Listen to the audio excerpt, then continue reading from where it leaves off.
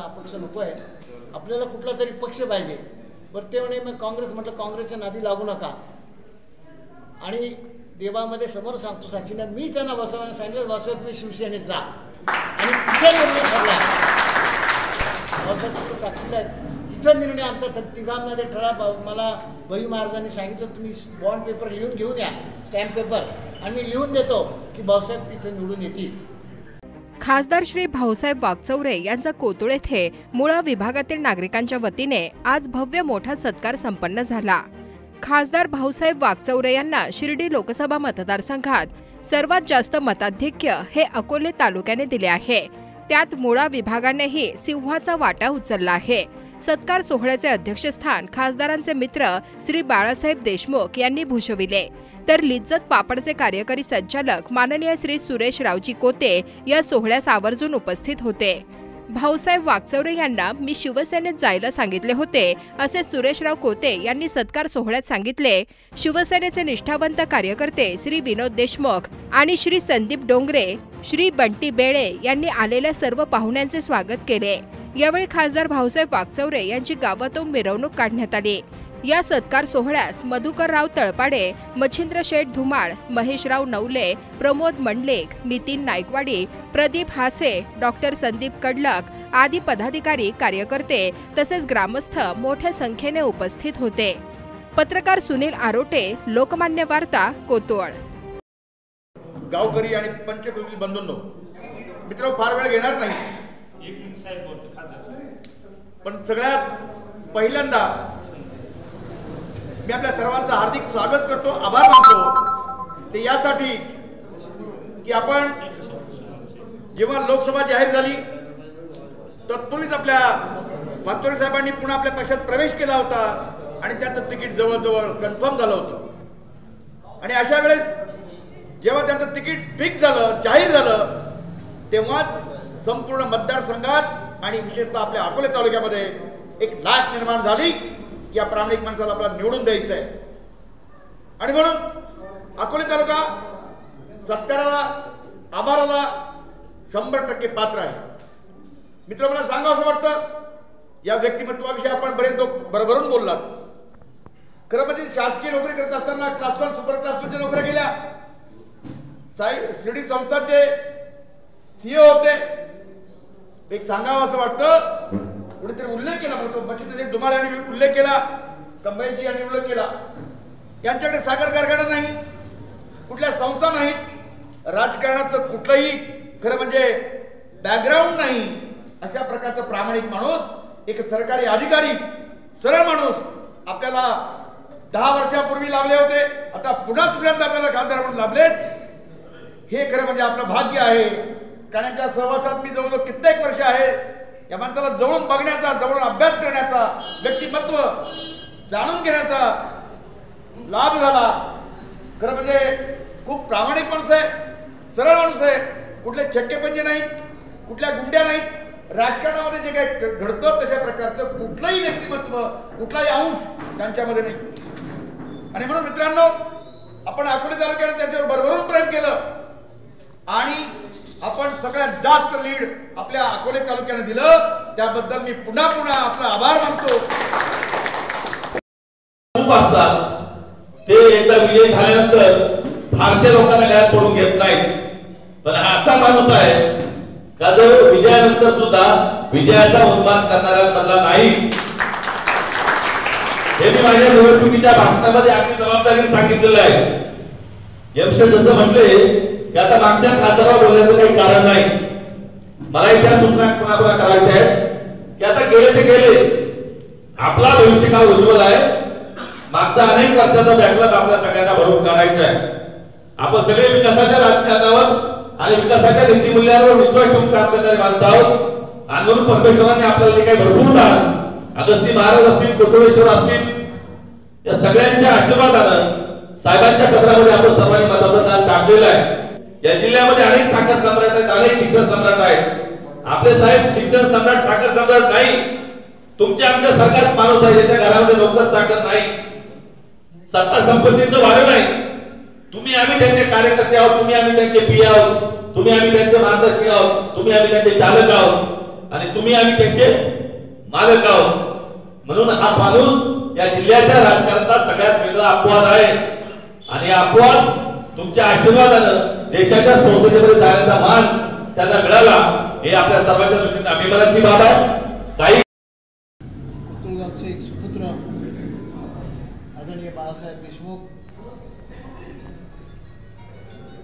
आपल्या तालुक्याचे सुपुत्र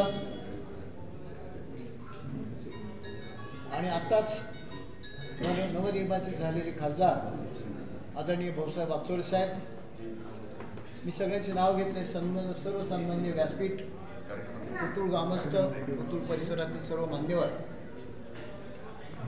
आज पुतूर गावामध्ये एक आपण आनंदोत्सव साजरा करत आहोत.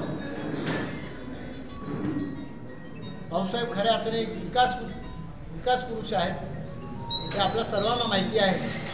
तालुक्याचं लाडकं व्यक्तिमत्व आहे.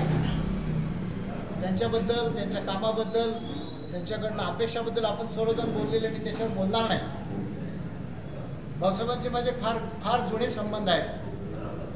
त्यांच्या इलेक्शनच्या काळातला मी एक किस्सा सांगतो, तो कुणाला माहीत नसेल. विरगावला भाऊसाहेब आणि मी एका कार्यक्रमात एकत्र होतो. त्यावेळेला भाऊसाहेबांना त्यावेळेला इलेक्शनचा कालावधी होता आणि भाऊसाहेबांना इलेक्शनला उभं राहायचं ठरलेलं होतं. पण काँग्रेस पक्षामध्ये जायचं तर काँग्रेस पक्षामध्ये फक्त लंबी लिस्ट फार, मगाशी आता सांगितलं की भाऊसाहेबांचं काही बॅकग्राऊंड राजकीय नसल्यामुळं त्यांनाही काही मोठी पाठीमागे काही फार मोठा भक्कम आधार असा कोणाचा नव्हता. अशा परिस्थितीमध्ये भाऊसाहेबांना मी विरगावचा कार्यक्रम संपून संगमनेरला आलो. आमच्याबरोबर भैयू महाराज होते. भैयू महाराज संगमनेरनंतर ते एका ठिकाणी थांबले. थोरात साहेबांच्या घरी ते थांबले. तिथं थोरात साहेबांचे आमचे वकील थोरात त्यांच्याकडे थांबले. तिथं लोकांना दर्शन वगैरे द्यायचं विधी चालला आणि त्याच्यानंतर आम्हाला त्यांनी सांगितलं तुम्ही थांबा जरा. मी आणि भाऊसाहेब आम्ही बाहेर थांबलो आणि त्यांनी नंतर निरोप पाठवलं की आपल्याला संगमनेरच्या गेस्ट हाऊसला जायचं आहे. रात्रीचे 11:15 वाजले होते. संगमनेरला भाऊसाहेब, मी आणि भैयू महाराज आम्ही तिघंच संगमनेरच्या गेस्ट हाऊसवर होतो. आणि गेल्यानंतर मीच त्यांना प्रश्न केला भैयू महाराजांना, म्हटलं भैयू महाराज भाऊसाहेबांना उभं राहायचं चाललंय, काय होईल असं वाटतं? त्यांनी एका मिनिटात सांगितलं भाऊसाहेब निवडून येणार. म्हटलं भाऊसाहेब अपक्षसुद्धा येणार. पण म्हटलं भाऊसाहेब अपक्ष येऊन चालणार नाही आपल्याला. मी त्यांना बोललो आपल्याला अपक्ष नको आहे, आपल्याला कुठला तरी पक्ष पाहिजे. बरं ते म्हणे मग काँग्रेस. म्हटलं काँग्रेसच्या नादी लागू नका. आणि देवामध्ये समोर सांगतो साक्षीनं, मी त्यांना भाऊसाहेबांना सांगितलं भाऊसाहेब तुम्ही शिवसेनेत जा आणि तिथे निर्णय ठरला.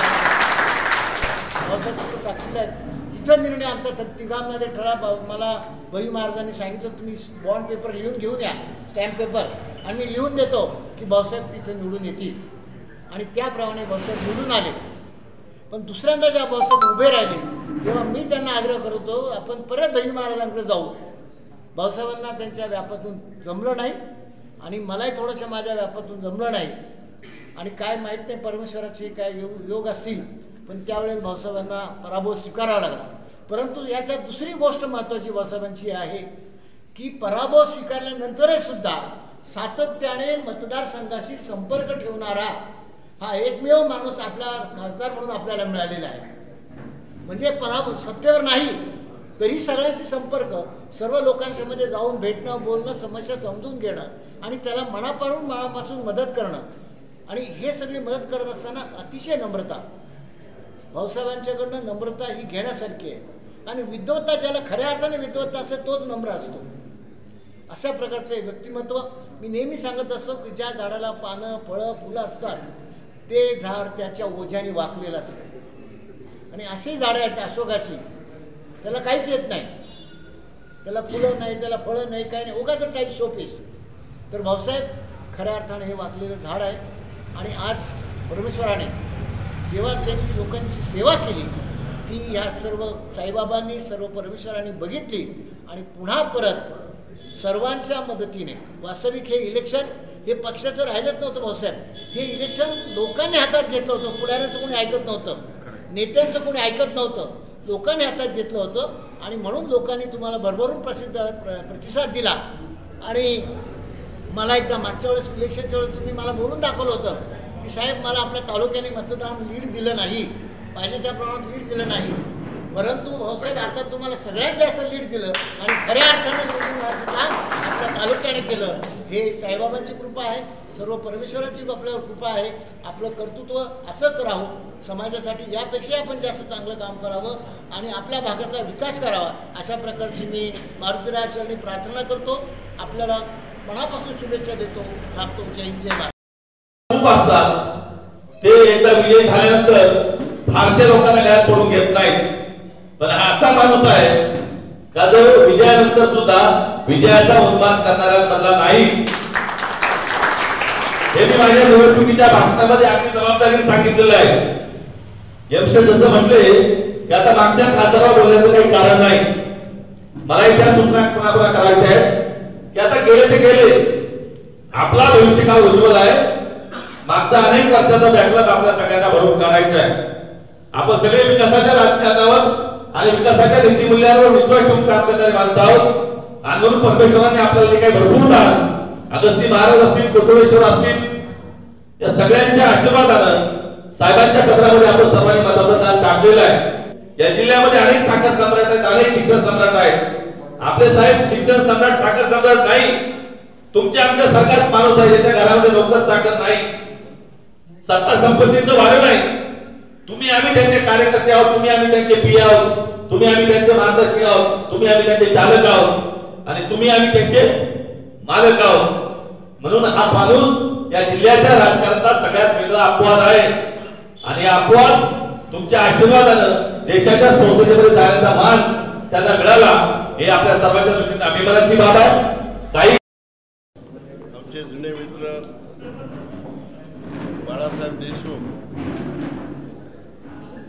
या कार्यक्रमासाठी या ठिकाणी उपस्थित असलेले महाविकास आघाडीचे सगळेच नेते